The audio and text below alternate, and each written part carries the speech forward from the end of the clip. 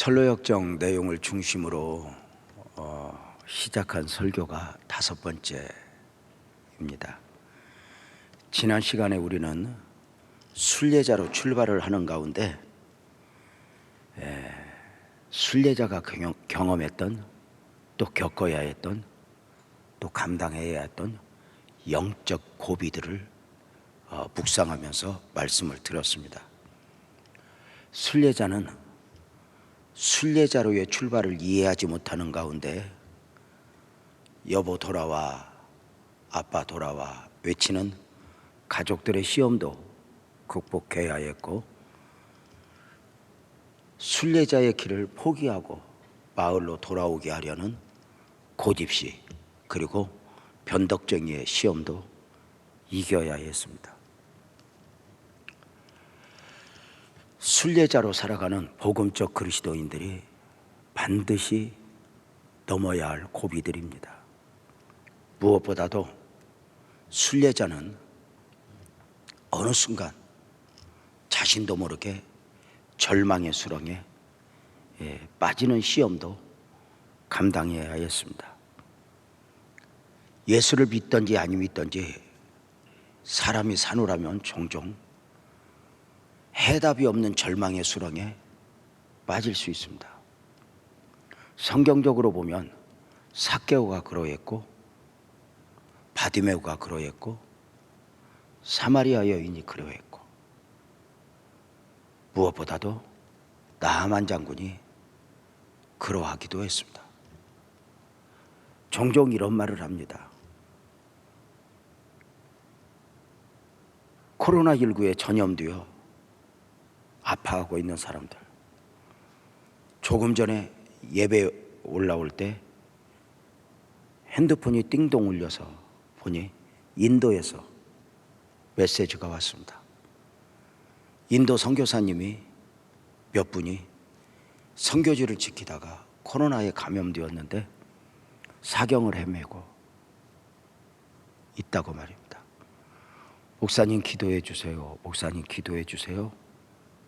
부부가 같이 걸리기도 했고, 또는 홀로 걸리기도 했습니다. 자, 코로나에 전염된 사람들, 그들이라고 조심 안 했을까?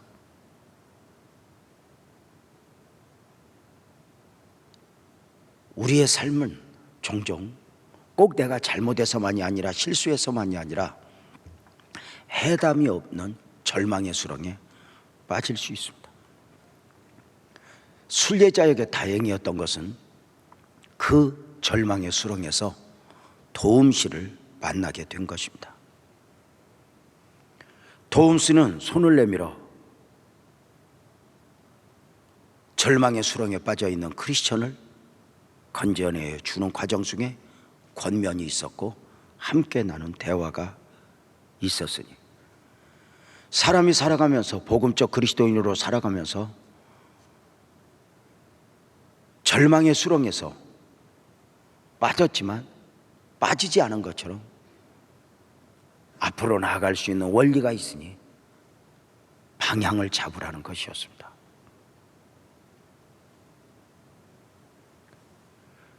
그 절망의 수렁에서 살아나기 위하여, 문제를 해결하기 위하여 허우적대면 해답이 없지만, 그 절망의 수렁에서 빛이 있는 쪽, 좁은 문을 향하여 예수 그리스도를 향하여 방향을 잡고 가노라면, 놀랍게도 한없이 빠져갈 것 같은 절망의 수렁에 디딤돌이 있어서 절망의 수렁에 빠졌지만 빠지지 않은 것처럼 앞으로 나아갈 수 있다고 말입니다. 사랑하는 여러분, 이것이 놀라운 은혜가 아닐까? 성경적으로 보면 절망의 수렁에 빠졌지만 방향을 잡고 갔던 사람들이 누구일까? 사자굴 앞에 다니엘이 그러했고, 그리고 풀무 앞에 사드락과 메삭과 아벳느고가 그러했고, 형제들에게 팔려 노예가 되어 10년 정도 노예 생활을 했고, 억울하게 감옥에 들어가서 3년 정도 감옥 생활을 해야 했던 요셉이 그러했죠. 40에 하나 감한매를 5번 맞고 3번 대장으로 맞고 죽었다고 수없이 내던져진 가운데 사역을 감당했던 바울 사도 역시 모든 상황 속에서 방향을 잡고 한 걸음씩 한 걸음씩 갔던 것이었죠. 지난주에 우리는 그 방향을 잡고 감에 대해서 이런 말씀을 드린 적이 있어요. 제가 경험했던 경험을 잠깐 말씀을 드리면서, 복음적 그리스도인은 문제가 있을 때 문제 앞에서 문제를 해결하려고 애쓰는 것이 아니라 두 가지. 하나는 믿음을 지키는 것, 또 하나는 무엇이었죠? 내가 무엇을 원하느냐보다 하나님이 무엇을 원하느냐에 반응하여 접근하는 것 말입니다.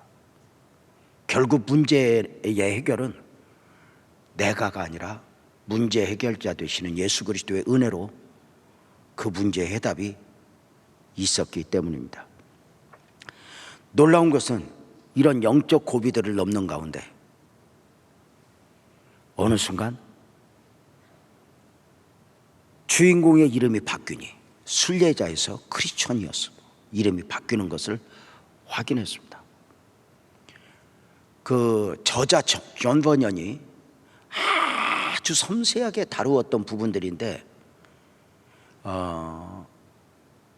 복음적 그리스도인들은 그가 누구였든지 순례자로의 삶을 살아가는 것이 마땅하다, 이것을 보여주고 있습니다. 절망의 수렁에서 빠져나온, 도움 씨의 도움으로 절망의 수렁에서 나온 크리스천은 이제 도움 씨의 도움이 끝난 뒤에 홀로 빛을 향하여, 좁은 문을 향하여 걸음을 옮기게 되었습니다. 그렇게 걸음을 옮기는 중에 아주 멋진 신사 한 분을 만나게 됩니다. 그 이름은 바로 세상 지혜자입니다.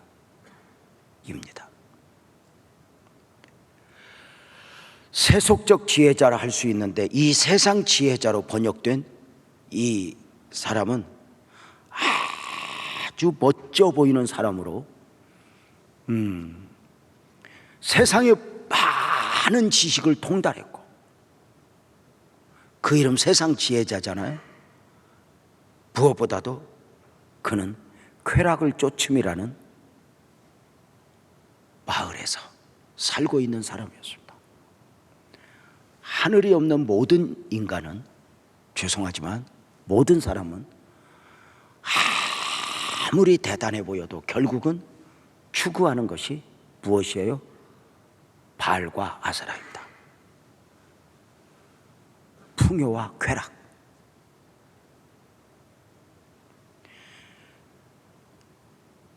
놀라운 것은 크리스천이 살고 있던 마을이나 이 쾌락을 쫓은 마을은 멀지 않다는 것입니다. 그리스도인들도 잘못하면 어느 순간 복음에서 이탈되면 자신도 모르게 쾌락을 쫓은 마을, 그 사상에 젖어 살아갈 수가 있는 것이었습니다. 복음은 외면한 채 좀 더 잘 살기 위해서, 즐겁게 살기 위해서 마음을 빼앗기는 경우 말입니다. 세상 지혜자, 전문가죠. 세상 지혜자는 크리스천에 대해서 미리 알고 있었습니다. 왜냐하면 이미 소문으로 들었거든요. 자신이 살고 있던 도시를 장망성, 멸망의 도시라 이야기하며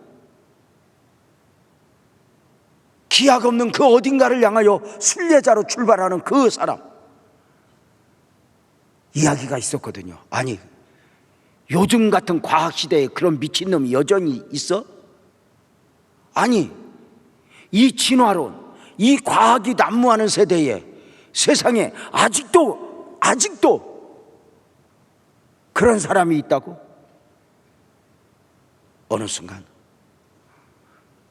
이 세상에서 믿음으로 사는 사람은 적어도 세상의 가치관을 앞에서는 미친 사람이 되는 것입니다. 이해가 되지 않죠. 왜? 그죠? 세상 지혜자는 등에 무거운 짐을 짓고 순례의 길을 걷고 있는 크리스천에게 말을 건넸습니다. 이렇게 건넵니다. 이봐요, 그렇게 무거운 짐을 지고 지금 어디로 가는 것입니까? 크리스천 대답합니다. 나는 이 무거운 짐으로 인해 힘들고 가련한 몸이 되었죠. 이 짐을 벗어버리려고 전도자의 말대로 좁은 문을 향하여 가고 있습니다. 참고로 등에 무거운 짐은 죄짐인데, 어쩌면 이 죄의 문제를 해결받고자 하는 것인데, 복음의 광채 앞에 자신을 비추면서 내가 죄인이구나, 나는 죄와 사망적 존재구나, 이것을 깨닫고 그 등에 무거운 짐을 지고 이 등에 무거운 짐에서 자유하기를 원하여 좁은 문을 향하여 가고 있는 것인데, 놀라운 게 있습니다. 복음을 만나지 못한 사람은 자기 등에 죄짐이 없습니다. 사랑하는 성도님들, 저들은 죄가 없어서 죄짐이 없는 게 아닙니다. 자기 자신이 죄인임을, 그리고 죄가 지불하는 대가가 얼마나 처절한가를 모르는 것입니다. 사람이 살아가면서 주님을 만나고 내가 죄인이구나, 죄인 중에 교수구나, 이렇게 고백할 수 있는 것은 엄청난 축복인 것이죠. 자, 복음 안에서 진리를 깨달아 하는 사람들, 그들이 바로 죄의 짐을 지고, 그래서 어찌 보면 우리가 잘못 오해하면 세상에서 자기소견에 옳은 대로 살아가는 사람보다 우리 그리스도인들이 더 힘들게, 더 곤고하게 사는 것 같은 느낌을 가질 때가 있는 것이죠. 왜요? 적어도 저들은 죄짐이 없거든요. 다시 말씀을 드리면, 죄가 없어서 죄짐이 없는 것이 아니라 그걸 볼 수 있고 깨달을 수 있는 눈이 없었던 거죠. 그걸 깨닫지 못하니 예수를 믿어야 할 이유도, 순례자의 삶을 살아야 할 이유도 없었던 것이죠. 세상 지혜자는 등에 무거운 짐을 지고 이것을 해결하기 위하여 좁은 문을 향하여 걷고 있다고 하는 크리스천에게 다시 대화를 유도합니다. 그래요? 그러면 당신 가족들은 있습니까? 있지요. 그러나 이 짐 때문에 그들과 즐겁게 지낼 수 없게 되었습니다. 세상 지혜자, 내가 도움이 될 만한 이야기를 하나 해드릴 테니 들어보시겠어? 크리스천, 네, 물론입니다. 좋은 이야기라면 듣고 싶습니다. 난 지금 그런 이야기가 필요하니까요. 세상 지혜자, 당신이 어서 빨리 짐을 벗어버릴 수 있도록 가르쳐 드리겠소. 짐을 벗지 않고서는 결코 마음의 안정을 얻을 수 없을 뿐 아니라 하나님이 당신에게 주신 축복의 은혜도 맛볼 수가 없기 때문이요.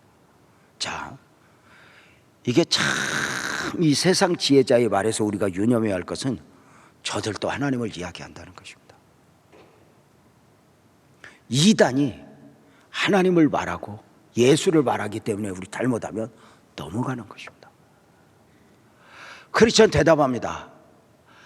그것이 바로 내가 소원하는 바입니다. 이 무거운 짐을 빨리 벗고 싶지만 나 혼자 힘으로는 어쩔 방법이 없어.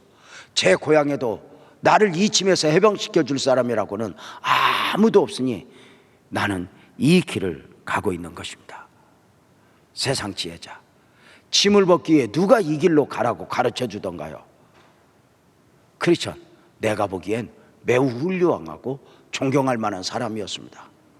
참으로 건강한 보였는데 이름이 아마 전도자였다고 기억됩니다. 세상 지혜자, 그분의 충고를 들었어요? 당신 실수했군요. 내가 그분을 비난할 수밖에 없군요.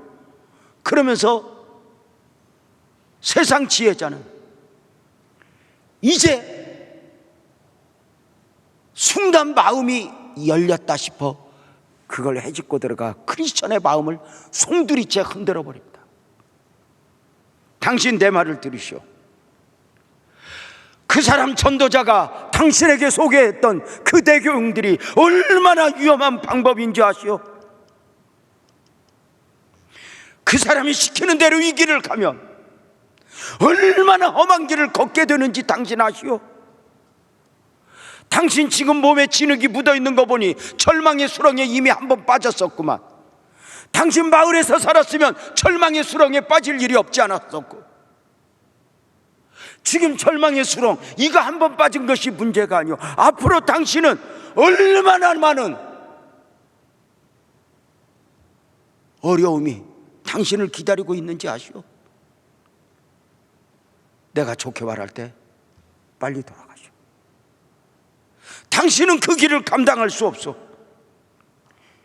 당신 앞서 출발했던 얼마나 많은 사람들이 돌아왔는지 아시오? 당신보다 대단해 보이는 사람들, 당신보다 훌륭한 사람들, 저들 나름대로 당신과 같이 당신의 등에 지고 있는 짐 문제를 해결하기 위하여 갔다가 다 돌아왔고, 어떤 이는 계속 천국으로 갔다고 말하지 않고 돌아오다가 죽었는지 소식이 없어. 이렇게 몰아붙입니다. 세상 지혜자는 온갖 세상의 지혜를 가지고, 말을 가지고 크리스천의 마음을 은혜로 인도했던 그 전도자를 비방하여 몰고 갑니다. 그만두라고. 이때 크리스찬이 이제 또 이렇게 대답을 합니다. 그렇지만 선생님, 내겐 등에 있는 이 짐이 당신이 말씀하신 그 어떤 보다도 견디기 힘든 고통이요. 이 짐에서 자유로워질 수만 있다면 가다가 어떤 환난을 당한다 하더라도 두렵지 않고 그 어떤 공고한 산도 이겨낼 수 있습니다. 이 말이 무슨 말이에요? 내게 등에 지고 있는 이 짐이 얼마나 무거운지, 이것을 내가 해결할 수만 있다면 당신이 말한 그 험난한 과정이 있다 해도 나는 그 길을 갈 수밖에 없어. 왜냐하면 그 고통이 아무리 심하다 해도 내 등에 있는 죄짐이 되게 주는 고통이 훨씬 더 크기 때문이에요. 이해가 되십니까? 세상 지혜자 바랍니다. 당신은 어떻게 그 짐을 지게 되었는데 처음부터 좀 얘기해봐. 크리스천이 대답합니다. 내가 지금 들고 있는 이 성경책을 읽고 나서입니다. 세상 지혜자, 그럴 줄 알았어. 당신도 마음이 약한 다른 사람들과 마찬가지로 잘못된 생각을 가지고 빠진 거요. 그러한 사람들은 품에 맞지 않는 이상을 추구하려다가 걱정만 들게 되고 결국 혼란에 빠져 정신이 이상해지기까지 하곤 합니다. 당신 또한 잘 알지도 못하는 가운데 뛰어들어 위험한 몸에 들어선 것이오. 아니, 당신 그 성경책 읽고 지금 이렇게 지금 이 길을 가는 거요? 당신 지금 그것이 하나님 말씀이라고 믿는 거요? 아니, 당신 그렇게 마음이 약하요? 크리스천, 난 내가 얻으려는 것이 무엇인지 알고 있어요. 보았거든.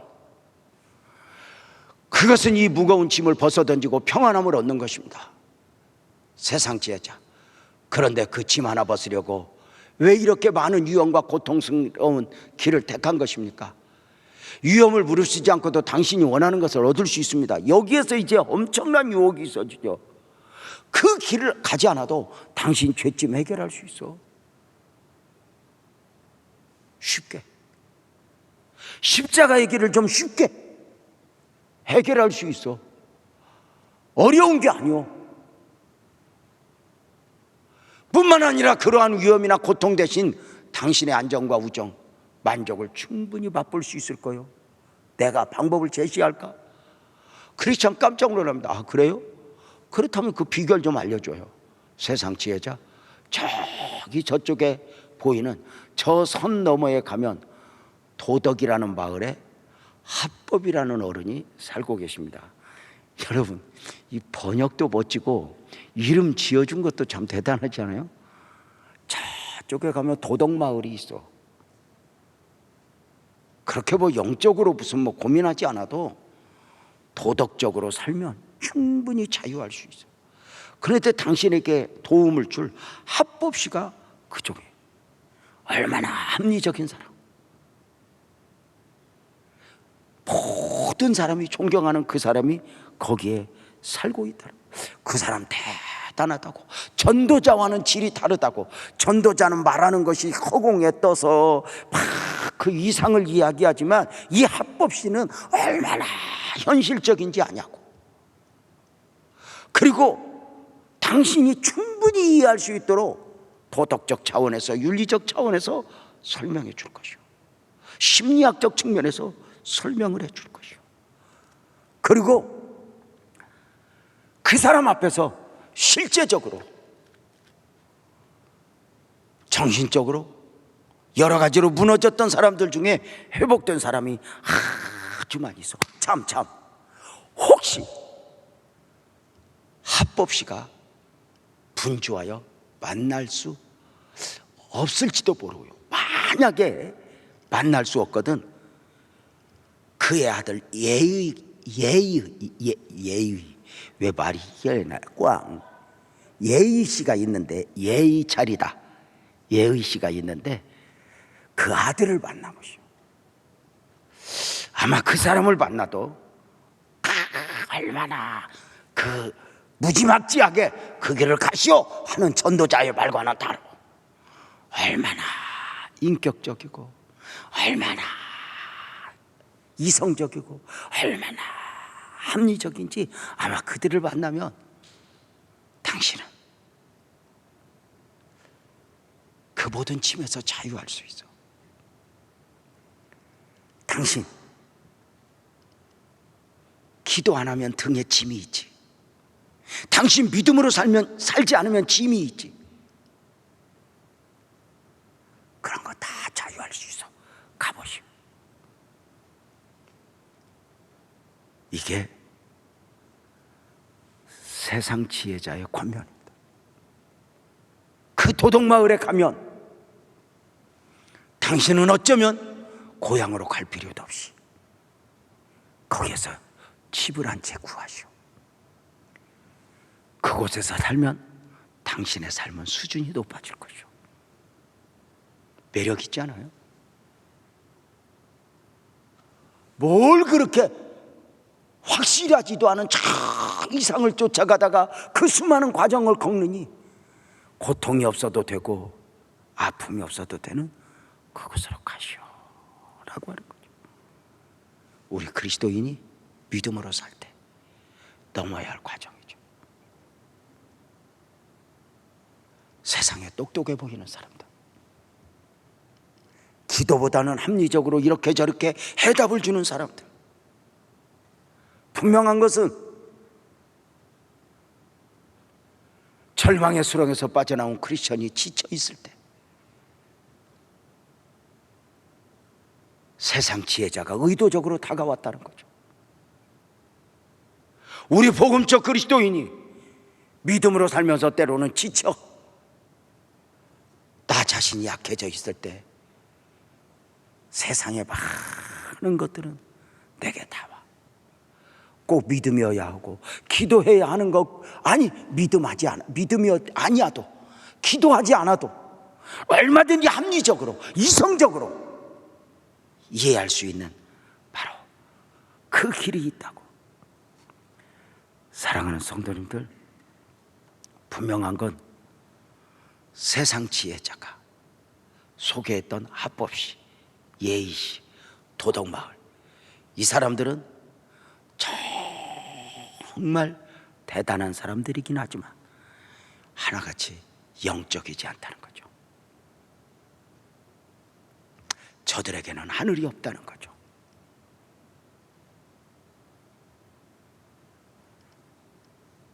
저들은 도덕으로, 심리학으로 인간의 문제를 해결할 수 있다고 생각을 하게 되죠.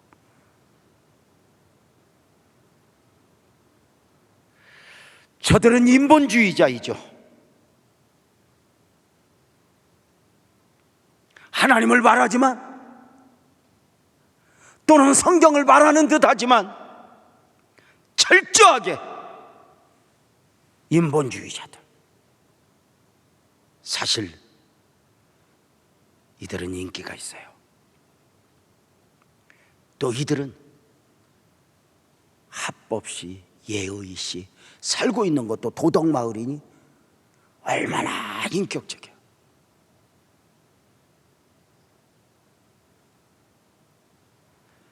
세상 지혜자는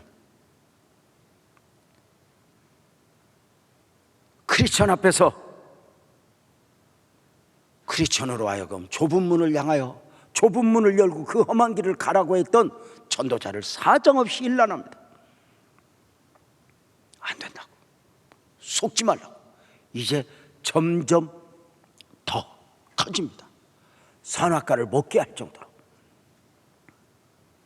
천국은 없다고, 영원한 나라 없다고, 당신 속는 것이라고.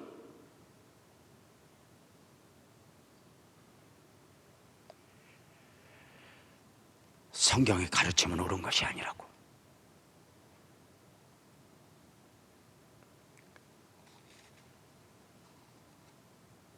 거짓 교사들의 이런 교훈에 바울 사도는 단호하게 권면한 적이 있었죠. 사도행전 20장 30절 31절에 보면, 또한 여러분들 중에서도 제자들을 이끌어 자기를 따르게 하고 어그러진 말을 하는 사람들이 일어날 줄을 내가 아노니, 그러므로 여러분이 일깨어 내가 3년이나 밤낮 쉬지 않고 눈물로 각 사람을 훈계하던 것을 기억하셔야 합니다. 그 많은 과정 속에 눈물로 믿음으로 살아야 됩니다, 은혜로 살아야 됩니다 권면했는데 그 길이 쉽지 않지만 세상 지혜자, 이 합리적인 사람들이 흔들어버리고, 그 흔들리는 사람에게 바울 사도가 권면하는 거야. 내가 3년이나 밤낮 쉬지 않고 눈물로 훈계하던 말씀들을 잊지 마시오. 당신이 가장 충만할 때 받았던 은혜들, 가장 충만할 때 받았던 말씀들을 부여잡아야 지금 세상에 그 지혜로운 말들 앞에서 믿음을 놓으면 안 된다. 사도 요한은 요한일서 2장 24절에서 너희는 처음부터 들은 것을 너희 안에 거하게 하라. 말씀 들었지? 잊어버리지 말아라. 놓지 말아라. 처음부터 들은 것이 너희 안에 있으면 너희가 아들과 아버지 안에 거하리라. 모든 상황 속에서 말씀을 붙잡으리라. 세상 지혜자는 전도자를 비난한 후에 성경을 읽으면서도 죄의 짐을 지게 되었다고 하는 그 성경의 죄의 질책에서도 비난을 해요. 성경 읽지 말라고, 성경을 따르지 말라고, 우리 보라고, 우리는 죄짐이 없다고. 그런데 당신은 교회를 다닌다고, 당신은 성경을 읽는다고 읽다가 지금 당신에게 준 유익이 보여. 당신 등에 무거운 죄짐이 지워져 있지 않소? 맞지 않아요?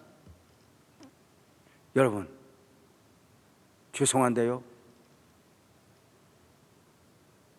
그냥 다른 예가 생각이 나지 않는데 그냥 막걸리 한 잔 마신다고 합시다. 교회 다니는 집사하고 교회 안 다니는 집사인가 잡사인가 하여튼 뭐 둘이 막걸리 마신다고 합시다. 마시긴 마셔. 그런데 집사는 마시면 안 되는데 누가 볼까? 빛나교회 혹시 또 저기 장로님도 한 분 계신 것 같은데 죄짐이 있습니다. 세상에 속한 사람들은 자유합니다. 오히려 내가 술집에 있었어, 이건 자랑스러워합니다. 내가 교회에 있어 이건 부끄러워합니다. 아니에요? 사랑하는 여러분, 요즘에 세상에서 청소년들이 듣는 말 중에 하나입니다. 이상하게 교회 다니는 애들은 그 죄의식이 있더라. 여러분, 죄를 죄로 보고 죄의식이 있다는 것 자체는 얼마나 은혜이고 축복인 줄 알아요? 다만 그것이 복음만으로 가서 했다 이렇게 이제 소화시켜야 하는 부분이 있지만, 분명한 것은 그 죄의식을 느끼는 것 자체, 죄를 지으면서도 죄를 느끼지 못하는 것 자체, 이미 세상은 인간에게 맞춰요. 술 마시는 거 죄 아니야, 담배 피는 거 죄 아니야, 그러죠? 어디까지 가요? 거기까지 보면 죄 아니야? 이제는 부부가 바람 피워도 죄 아니야? 맞아요, 틀려요? 또 어디까지 가요? 동성애 죄 아니야?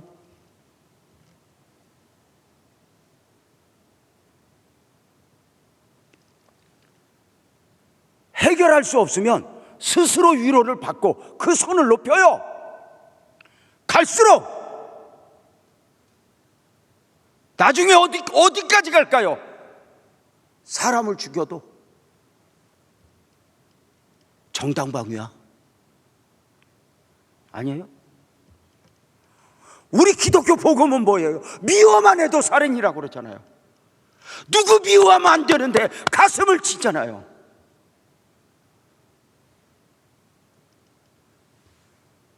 이 세상 지혜자는 온갖 세상의 말들로 성경을 비난해요. 복음을 비난해요. 당신 보라고. 당신 지금 성경 읽고 성경대로 살면서 당신 죄짐에 눌려 있는 거 아니냐고. 우리 보라고. 당신하고 똑같이 있지만 우리는 자유라고.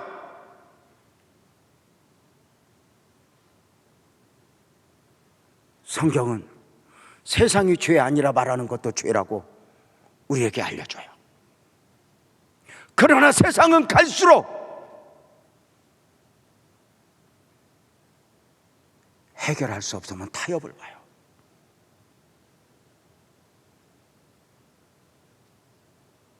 다시 말씀을 드릴까요? 교회가 이렇게 가면 위험한 거 아니에요? 어느 날부터인가 교회가, 전에는 예배 한번 빠지면 큰일 나는 줄 알았어요. 전에는 주일 오후 예배 빠지면 벼락 맞는 줄 알았어요. 전에는 주일 아침부터 저녁까지 가게에 가서 물건만 사도 벼락 맞는 줄 알았어요.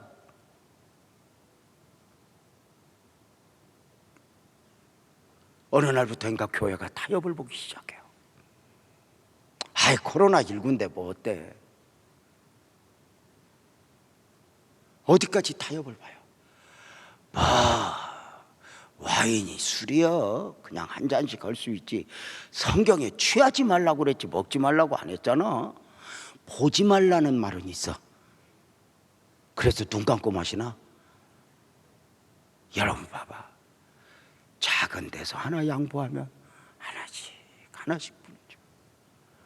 처음에는 양심의 가책도 있다가 나중에는 무디어져서 이 가책도 없어져.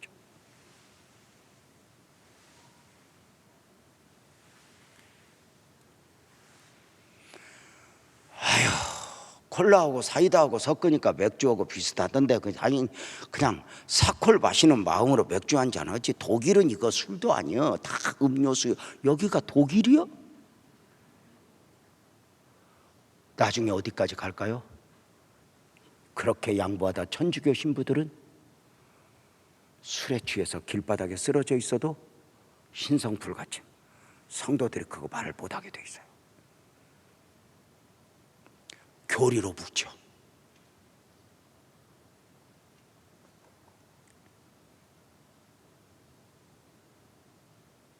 그죠? 내적 치유라고 하는 프로그램을 통해서 당신 과거의 상처 다 내놨으니까 치유가 됐어. 여러분, 내 안의 상처, 내 안의 죄를 인간 스스로? 학문으로? 아니요. 오직 예수 안에, 복음 안에 해답이 있는 거예요. 절대 없어요. 이 원리를 알고 산다는 것이 얼마나 큰 은혜가 축복인 줄 아세요? 세상 지혜자는 당신 짐이 있다면 그렇게 영적인 방법 말고 인간적으로도 충분히 해결할 수 있다고. 어느 날 보니까 교회가 영적인 맛을 상실해 가요. 설교도 영적인 설교 원하지 않아요?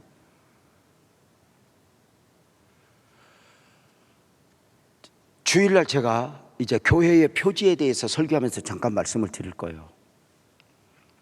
교회의 표지에 그 교회가 참교회인가 가장 중요한 건 말씀을 보는 거거든요. 참된 말씀의 전파. 여러분 보세요. 어느 날 진짜 말씀은요, 진짜 성경은요, 진짜 하나님 말씀은요, 그 말씀을 들을 때 복음이 전파되어지고 그 복음 앞에서 회개하면서 말씀을 들어요. 말씀을 들으면서 기도하면서 들어요. 주님 잘못했어요. 또는 하나님 은혜 베풀어 주세요. 내게는 은혜. 또 뭐가 있어요? 결단이 있어요. 나는 하나님의 사람입니다. 우리 어릴 때부터 신앙생활 했잖아. 이강훈 장로님 젊을 때 신앙생활 했잖아. 그때 목사님들이 제일 많이 외쳤던 설교가 뭐예요? 회개하라.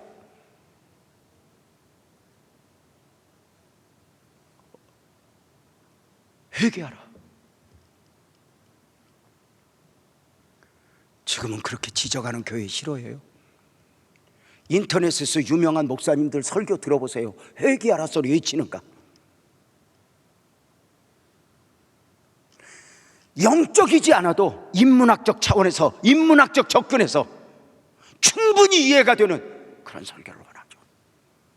어느 날부터인가 설교가 하나님의 말씀을 전하기보다도 사람의 만족을 추구하는, 사람의 마음을 만지는, 어느 날부터인가 세상도 교회도 똑같이 말해. 긍정적 사고방식, 긍정의 힘. 어느 날 방송에서도 말하는데 교회에서도 똑같이 말해. 그리고 어느 날 다 없어져. 아니잖아요. 사랑하는 성도님들,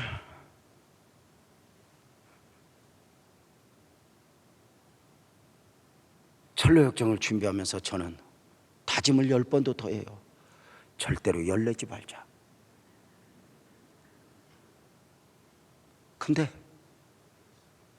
너무 안타까운 거예요. 우리 아버지, 할아버지 세대 목사님들이 너무 좋은 신앙을 물려줬는데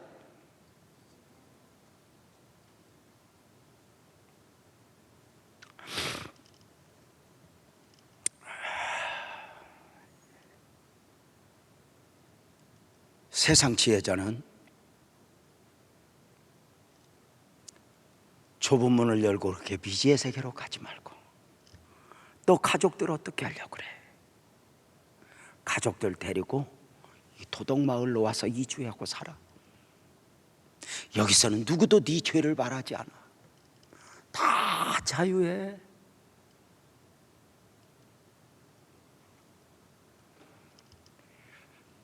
인본주의.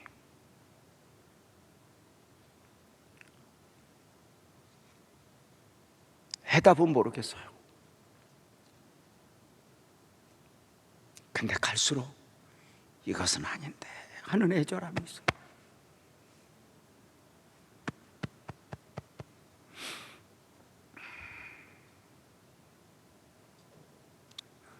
개척 때부터 지금까지 때로는 내가 설교를 이런 식으로 해서 우리 성도들이 어려운가?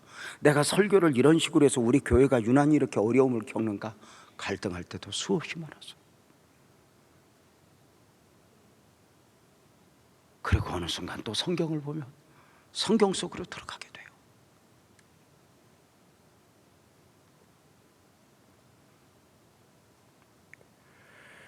이 세상 지혜자 유혹은 참복음이 아닌 다른 복음이니 갈라디아서 1장 7절부터 보면 이렇게 바울이 말했죠.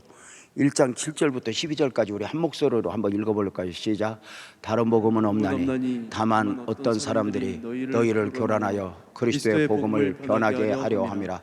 그러나 우리나 혹은 하늘로부터 온 천사라도 우리가 너희에게 전한 복음 외에 다른 복음을 전하면 저주를 받을지어다. 우리가 전에 말하였거니와 내가 지금 다시 말하노니 만일 누구든지 너희가 받은 것 외에 다른 복음을 전하면 저주를 받을지어다. 이제 내가 사람들에게 좋게 하랴 하나님께 좋게 하랴 사람들에게 기쁨을 구하랴. 내가 지금까지 사람들의 기쁨을 구하였다면 그리스도의 종이 아니니라. 형제들아, 내가 너희에게 알게 하노니 내가 전한 복음은 사람의 뜻을 따라 된 것이 아니니라. 이는 내가 사람에게서 받은 것도 아니요 배운 것도 아니요 오직 예수 그리스도의 계시로 말미암은 것이라. 지금까지 강조했던 내용을 바울 사도가 어떻게 정리했는지 아시죠? 변하면 안 된다.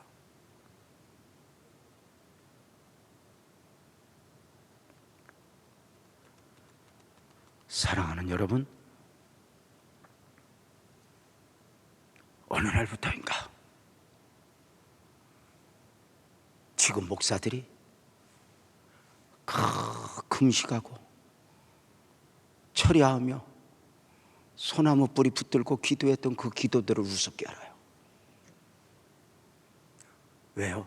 자기들은 할 수 없으니까 그걸 이제 우습게 하는 것으로 묻어버리는 거예요. 이해가 되는지 모르겠네요. 좀 고개를 좀 끄덕이면 좋겠는데, 기도는 안 하는 게 아니라 못하는 거예요.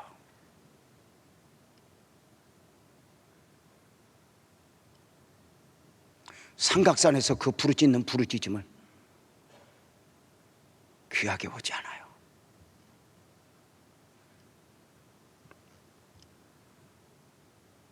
어느 날부터인가 점점 포장을 해요.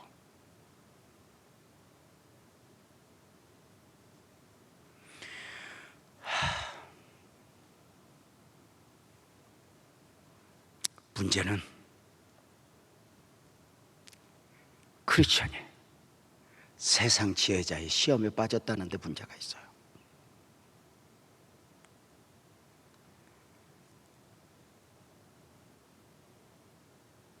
세상 지혜자의 시험에 빠져 전도자의 권면, 도움씨의 권면 이런 걸 다 내려놓아요.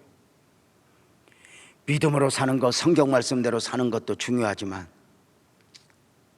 도덕마을에 잠깐 들려서 그곳에서 운치 있게 살다가 떠나는 것도 괜찮을 것 같은 생각이 들어요.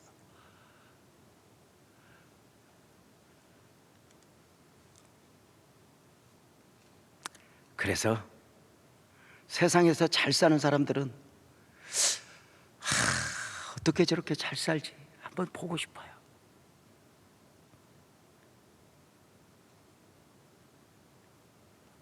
세상 지혜자 그의 마을의 마음을 빼앗겨. 그렇죠. 세상 지혜자는 어쩌면 멋진 마을, 대단한 사람으로 보여지는 전문가일 수 있어요. 세상에는 얼마나 전문가들이 많아요. 경제 전문가, 교육 전문가, 의학 전문가, 남북 전문가, 중동 전문가, 아프리카 전문가 많아요. 문제가 생기면 전문가를 찾아요. 전문가의 말이 어느 정도는 맞아요. 그죠? 그런데 아세요? 어느 정도 파도 앞에는 선장과 선주의 전문가적 역할이 필요하지만 쓰나미가 오면 전문가부터 도망가요.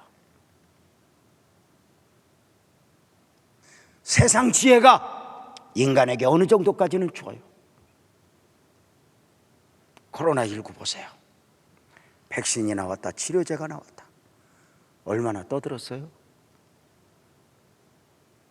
그 안에서 주식은 춤을 췄어요.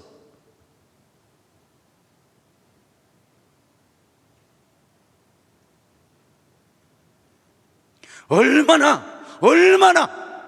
그 안에 처절한 계산법들이 있어요.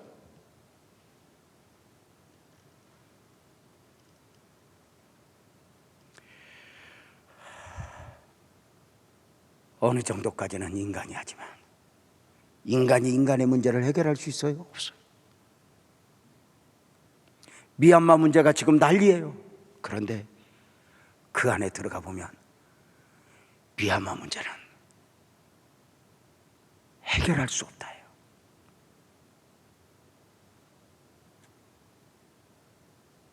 당신이 군부만의 문제가 아니에요. 많은 부족 국가들의 문제. 쉽지 않죠. 사랑하는 여러분, 하나님의 은혜를 입어야 되는 것 아닐까? 은혜를. 우리도 종종 중요한 결정을 하고 선택을 할 때 우리는 어느 날부터인가 기도하기보다는 누군가의 도움을 자꾸 질문을 해요. 그들이 말하는 거 보면 얼마나 화려한지 몰라요.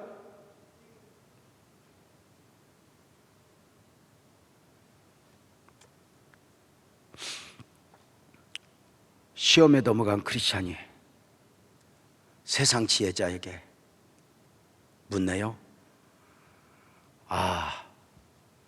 내가 성경 말씀이 참인 줄 알고 전도자의 말이 참인 줄 알고 여기까지 왔는데 혹시 이 말도 맞을지 몰라. 이렇게 넘어가는 거야. 혹시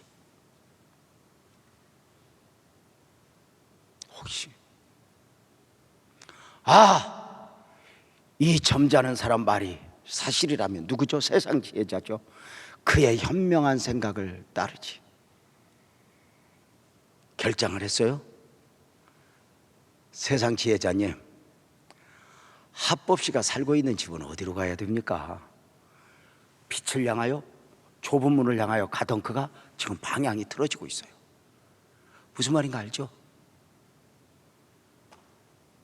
세상 지혜자, 저쪽에 저 높은 언덕 보이는지요? 예, 보입니다. 잘 보세요. 좁은 문은 보였어요? 안 보였어요? 안 보여. 믿음으로 가야 돼요. 근데 세상 건 보여요. 이게 언제나 세상이에요. 세상은 계산법이 다 나와요. 이렇게 하면 이렇게. 근데 결국은 아니잖아요. 보여요? 네, 보여요. 저 산을 넘어서 나타나는 첫 번째 집이 그 사람 합법 시비의 집이요.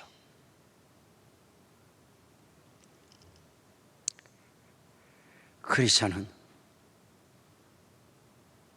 수렁에 빠질지라도 방향을 잡고 가노라면 디딤돌이 있어서 수렁이 빠진 것이 아닐 수 있습니다 라고 들었던 이런 많은 말씀들을 그냥 놓아버리고 어느 순간에 죄짐을 벗을 수 있을 뿐만 아니라 그런 험한 길이 아니라 안락한 삶을 보장되어 있는 도덕마을로 찾아가요. 도덕마을에는 합법시, 예의시, 인격시 아주 수준 있는 사람이 살고 있죠. 빛나게 밤에 막 주여 이런 것들은 이런 사람들하고는 수준이 다르죠.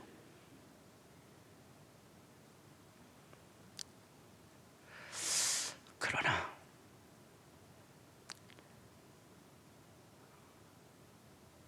도덕마을에 살고 있는 사람이 멋져 보이지만 그들도 거기까지예요.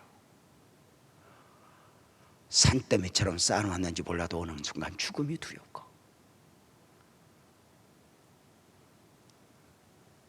어느 날 자식과의 문제 앞에서 허우적대는 거 아닐까? 문제가 뭔지 아세요? 도덕마을에 가니까 거기에도 교회가 있어요. 아주 수준 있는 사람들이 모여 있어요. 뭔가 영적이고 이런 건 없지만 충분히 엔조이할 수 있고 만족할 수 있는 교회들이 있어요. 회개할 필요도 없고 기도하라고 처리하라고 목소리도 높이지 않고 할 수 있는 만큼만 하면 된다고.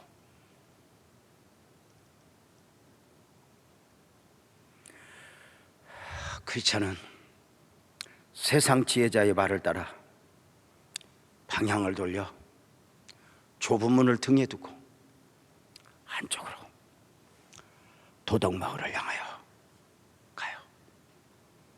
그 언덕을 향하여 가요. 보여요. 갈수록 보여요. 세상의 것들은 다 그래요. 말 듣고 가면요, 보여요. 선명 금방 얻을 것 같고 금방 잡을 것 같은데 아니죠. 마귀는 사기꾼이에요. 거기까지예요.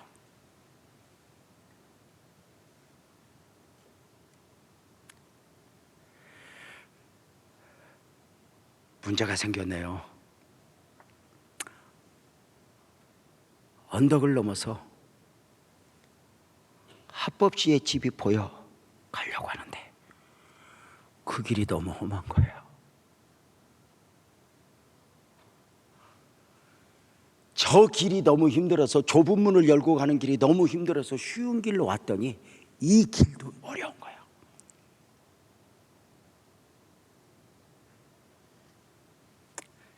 철로역정 책을 읽어보면 날카롭게 솟아난 바위돌들이 있고 막 걸음을 한 걸음도 옮기기 힘들 정도로 보이는 거예요.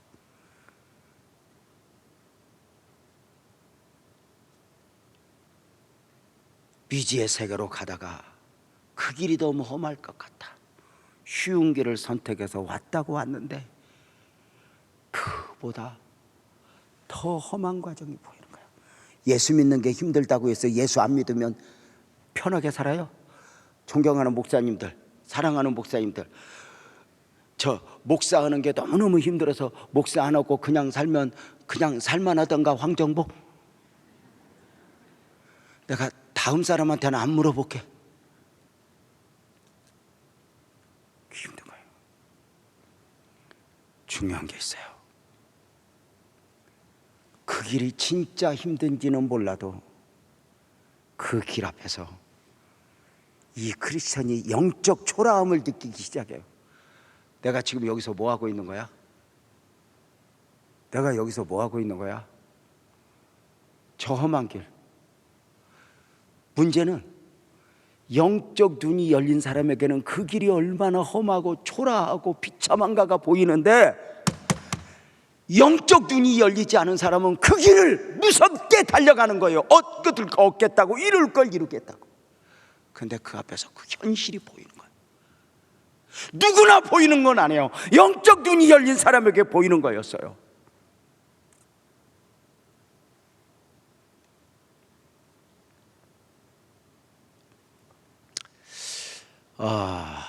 한때 한 10년 전, 20년 전부터 거의 한 10년 전까지 천국 간증을 가장 확실하게 외치고 다녔던 분 중에 한 분이 박영문 장로예요. 고인이 되셨죠. 전남 곡성 다니엘 수양관. 그분의 간증을, 천국 간증을 들었어요. 그분도 술도 잘 마시고 뭐 온갖 조금 험하게 살았던 분이잖아요. 그런데 천국을 보고 지옥을 보고 복음을 딱 깨달은 뒤에 중간에 또 이제 복음을 깨달은 뒤에 이렇게 믿음으로 살다가 중간에 흔들려 소위 이제 술집, 디스코, 그때 나이트클럽에 간 거예요. 그러니까 옛날에 갔던 곳이니까 탁 문을 여는 순간 눈이 열렸는데 거기에 막 화려한 음악에 막 춤을 추는 사람이 보이는 게 아니라 구더기들, 뱀들이 얽혀서, 나만 들었나? 그게 보인 거예요.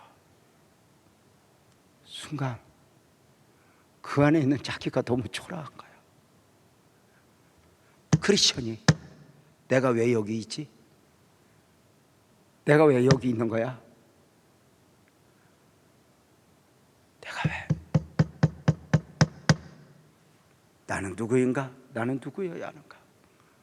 나는 무엇으로 사는 사람이어야 하는가?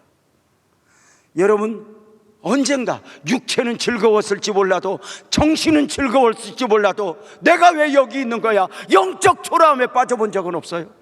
저는 있어요. 최명아 이놈아, 너 목사 아니냐? 하나님 잘못했어요. 한 번 아니요. 그런데 여러분, 세상에 속한 사람들은 그 영적 초라함도 몰라요.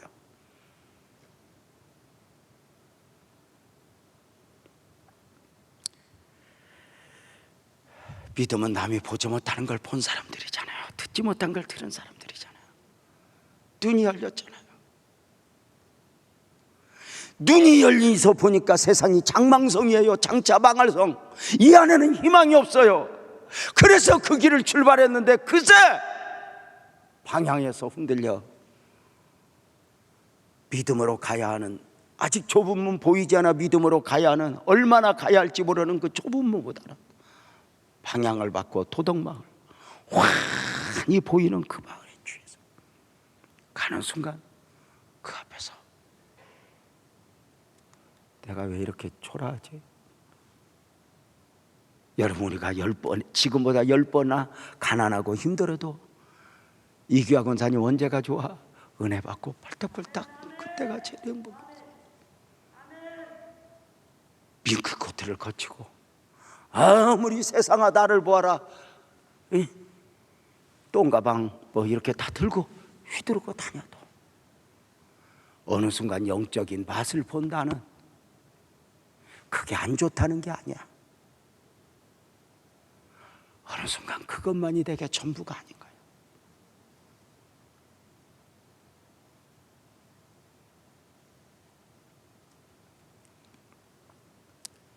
크리스천은 영적 눈이 열린 가운데 자신을 봤어요. 그는 시험을 이겨야 했어요. 어떻게 해야 해요? 성도님들, 옛날 어른들이 그랬어요. 산에서 내려오다 길을 잃으면 어떻게 하라고요? 거기서 방황하면 더 깊은 골짜기로 들어가요. 다시 정상으로 올라가라고. 정상에 올라가서 밑을 보면서 방향을 잡고 내려가라고. 골짜기가 있든지 방향 감각을 놓지 말라고. 우리가 힘들고 어려울 때마다 정상으로 올라가야 돼요. 정상에 올라가는 길 어렵잖아요. 어렵잖아요. 아멘 합시다. 정상에 주님 계세요. 주님 손잡으면 돼요. 그리고 나는 누구여야 하는가? 방향을 잡고 앞으로 가는 거예요. 세상은 나를 비방해요. 너 성경책 믿고 가는 거지? 너 전도자 말 듣고 가는 거지? 목사가 설교한다고 그걸 또 다 그냥 아멘 하고 네 맘대로 하면 되지. 또 그거 아이고, 어느 날 또 그게 받는 것도 같고. 수없이 우리가 반복해 봤지만 어느 순간 겉으로 아무리 화려해도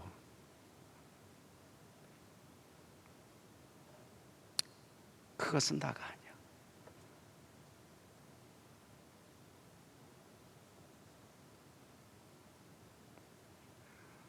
너무너무 큰 문제들 앞에서 예배당에 와서 부르짖어서 남이 미쳤다고 하든지 말든지 부르짖어 기도하며 그 안에 주시는 은혜와 평안함들이 얼마나 귀하다. 세상은 이해 못해. 아무도 몰라. 그런데 우리는 알아버렸어.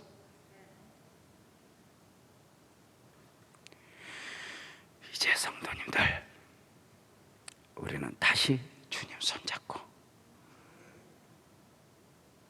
방향을 잡고 가면, 방향만 잡고 발걸음 내디디면 주님이 내 손 잡아주고 나를 인도하며 재명아 나랑 가자, 함께 가자. 내가 너 혼자 도와두지 않을게. 우리 주님은 아무 일이 없을 거라고 말하잖아요. 내가 너 혼자 두지 않을게. 내가 너와 함께 갈게.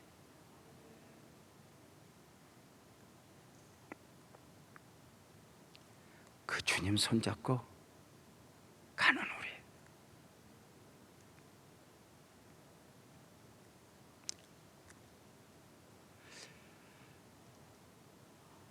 주님이 보이지 않아요? 그래요. 근데 왜 보이지 않을까? 오늘 함께 부르고 싶은 찬송은 그렇게 말하네요. 나의 등 뒤에서 나를 도우시는 주. 이렇게 오늘도 지쳐있는 우리에게 히브리서 기자는 12장 12절 13절을 통해서 그러므로 피곤한 손과 연약한 무릎을 일으켜 세워라. 너희 발을 위하여 곧은 길을 만들어 전은더리로 하여금 어그러지지 않고 고침을 받게 하라. 이제 붙들거리지 말아라. 세상 지혜자의 말에 합법시 예의시 뭔가 인격적으로 보이는 그들 앞에서 비틀거리지 말아라. 내가 너에게 보여준 은혜들이 있지 않느냐. 나를 도우시는 그 하나님, 주님, 내가 이기기를 원합니다. 우리 함께 자리에서 일어나서 나의 등 뒤에서 찬송하며 기도하겠습니다.